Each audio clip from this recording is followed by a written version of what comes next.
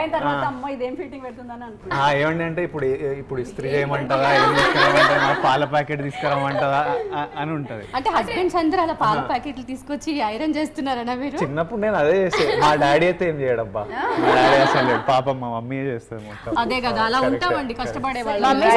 అడుగుతారా పాపం పిల్లోడు పొద్దున్న నుంచి ప్రమోషన్ ఇంకా ఉందా ఫుడ్? చాలా ఉంది. ఎంత ప్రేమగా అనవసరంగా కార్లో ఇది ఇక్కడే ఉంచుదాము, తీయకండి.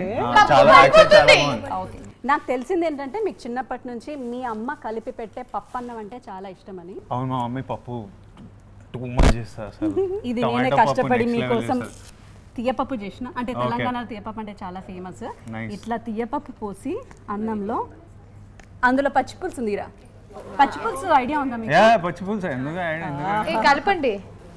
You want spoon? ఇవాళ డైట్ గోవింద. పాపడా డైట్ గోవింద. డైట్ ఎప్పుడో 1 month అవుతుంది డైట్ చేసి. ఇంట్లో ఎప్పుడైనా గోరుముద్దలు పెట్టి తినిపించిందా మీ అమ్మ? చిన్నప్పుడు. మధ్యలో ఎప్పుడైనా నాకు బద్ధకంగా ఉంటే అట్లా. ఇప్పటికీ పెడతారు కదా పాపం, పెడుతుంటారు. మీరు అలసిపోయి వచ్చినప్పుడు నేను తిన అప్పుడప్పుడు నాకు ఇట్లాంటి డబ్బాలే ఉంటుండే కదా, మిడిల్ క్లాస్ డబ్బాలు. ఇప్పటికి స్టీల్ డబ్బాలు ఉంటాయి, అది పేర్లు ఉంటాయి అన్ని. గోవర్ధన్ రావు, మాధవి, పోయిన వాళ్ళ పేర్లు, పెళ్ళైనప్పుడు వాళ్ళ పేర్లు రాసి. కాదు విజయ్, ఎప్పుడైనా డబ్బా మర్చిపోయి ఫ్రెండ్స్ దగ్గర వచ్చినప్పుడు, లేకపోతే కాలేజ్ లో కానీ స్కూల్లో కానీ మర్చిపోయి వచ్చినప్పుడు? డబ్బాలు మర్చిపోతే మా అమ్మ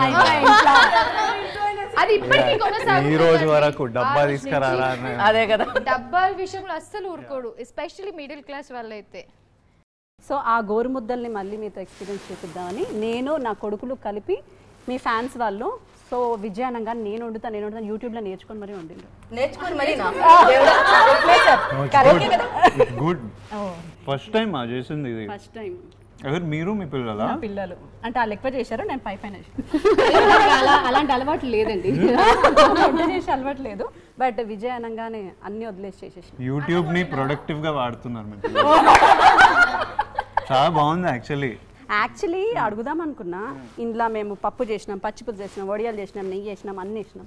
సినిమాలో కూడా అటు సెంటిమెంట్ ఉంది, ఇటు ఐరన్ రాడ్లను తిప్పి మడత పెట్టేస్తున్నారు, అటు అమ్మాయితో ఏమండి అనిపించుకుంటున్నారు. Actually what genre of film is Family Star? ఇప్పుడు గీతా గోవిందం మీరు ఏ జోనర్ అంటారు మీ ప్రకారం? It's a family audience. Family audience. ఇది కూడా అంతే అనుకోవచ్చు, అంటే అందరూ చూడొచ్చు. అందరూ. సో నాకు ఒక క్వశ్చన్ ఉంది. అర్జున్ రెడ్డి మూవీ నుంచి మీకు ఒక సెపరేట్ ఫ్యాన్ బేస్ క్రియేట్ అయింది, అంటే ఒక రౌడీ కైండ్ ఆఫ్, లేకపోతే ఒక లవ్ జోనర్ కానీ అలా.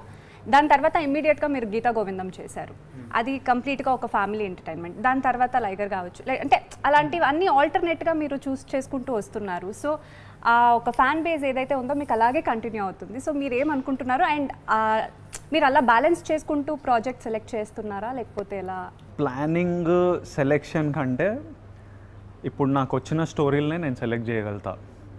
సో నాకు బంచ్ ఆఫ్ డైరెక్టర్స్ వస్తారు, వాళ్ళు కథ రాసుకుంటారు, దాని నుంచే నేను సెలెక్ట్ చేయగలను, దాని బయట సెలెక్ట్ చేయలేను. అందులో నేను ఒక యాక్షన్ సినిమా చేసిన అనుకోండి, ఒక 6 months చేస్తాం కదా, అప్పటికి బోర్ కొట్టేసి ఉంటుంది. So next 6 months you want to do something different. So then అందుకే మనం జానర్లు వేరే పిక్ చేసుకుంటాం. More than any planning or strategy, it is నాకు ఎక్సైటింగ్ ఉంటుంది, ఏదో కొత్తగా చేస్తాం, కొత్త క్యారెక్టరు, కొత్త ప్రపంచము. సో దాని గురించి వేరియేషన్ వస్తుంటుంది. ఇట్స్ జస్ట్ నాకు బోర్ కొట్టకుండా రకరకాలు చేయడం వల్ల ఆ డిఫరెన్స్, లైక్ టాక్సీ వాళ్ళ, గీతా గోవిందం, సడన్లీ లైగర్, మొన్న ఏమొచ్చింది ఖుషి, ఇప్పుడు ఇది. So mostly it's because of that. Some times scheduling, కొంతమంది డైరెక్టర్లు ఇంకా ముందు రెడీ ఉంటారు, కొంతమందికి ఇంకా టైం పడుతుంది. యాక్చువల్లీ బుజ్జి నాకు సడన్గా వచ్చి చెప్పారు, I was suppose to be shooting Gautam తిన్నూరీస్ ఫిల్మ్. సో నేను గౌతమ్ ఆల్మోస్ట్ స్టార్ట్ చేయబోతున్నాం, దానికి అది హ్యూజ్ స్కేల్. సో దానికి ప్రిపరేషన్ ఇవన్నీ చాలా ఎక్కువ టైం పడుతుంది. సడన్గా బుజ్జి ఫుల్లీ రెడీగా వచ్చారు. సో లైక్ సరే ఇది చేసేద్దాం. సో అట్లా ఈ ఆర్డర్లు అలా పడ్డాయి. యా. సో బుజ్జిలో ఏమైనా చేంజెస్ వచ్చాయా అప్పటికి ఇప్పటికి? పరశురామ్ గారిలో గీతా గోవిందానికి ఇప్పటికా ఇట్స్ అంటే నెక్స్ట్ లెవెల్ హీస్ బికమ్. ఇప్పుడు మధ్యలో మహేష్ సార్తో పనిచేసి గీతా గోవిందం తర్వాత మహేష్ సార్తో పనిచేసి ఇప్పుడు నాకు వచ్చేసరికి generally experience wise, scale wise, setup wise ఇంకా ఇంప్రూవ్ అవుతుంటాం as director, as an actor. నేను చాలా ఇంప్రూవ్ అయినా గీతా గోవిందం అప్పటి నుంచి. So this is like a more advanced mature version of me and Bujji. Right. Nice. I have one question. Yes. So we all belong from the serials kabatti. So చిన్నప్పుడు మీరు మీ ma'am తో కలిసి ఏదైనా సీరియల్ చూసేవారా? And which one is your favorite serial? అంటే middle class లో serials నడుస్తాయి కదా మాక్సిమం ముందుకి. ఒకటే రిమోట్ కోసం కొట్టుకునే వాళ్ళ బ్లాక్ అండ్ వైట్ టీవీ. అదే రిమోట్ తో కొట్టేవాళ్ళం పేరెంట్స్. అది కూడా జరిగేది.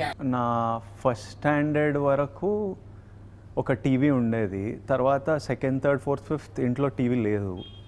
తర్వాత ఫిఫ్త్కి ఇంకా నేను మా తమ్ముడు, నేను ఫిఫ్త్ వాడు థర్డ్ క్లాసు, విపరీతంగా గొడవలు చేస్తే హాలిడేస్ అప్పటికి డాడీ రెంట్ టీవీ పెట్టేవాళ్ళు.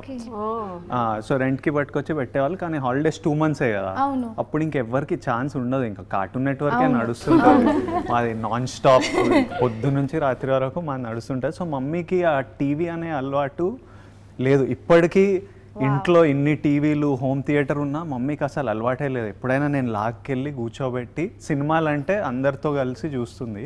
లేకపోతే మమ్మీకి అస్సలు రిమోట్ ఎట్లా హ్యాండిల్ చేయాలి, టీవీ ఎట్లా, అవకాశమే ఇవ్వలేదు. కార్టూన్ నెట్వర్క్ పెట్టుకుంటే పాప మాంటి సీరియల్ ఎక్కడ చూసారు. సో ఆ 2 months లో మమ్మీకి అవకాశం ఇవ్వలేదు. తర్వాత మమ్మీకి ఎలానో ఆ హ్యాబిట్ రాలేదు. సో నేను కూడా పెద్ద టీవీ చూడలేదు ఎక్కువ సీరియల్. బట్ పర్వాలేదు, ఆంటీ మిమ్మల్ని ఇంత పెద్ద స్క్రీన్ మీద ఇలా చూస్తున్నారు కాబట్టి షీ రియల్లీ ఫీల్ ప్రౌడ్.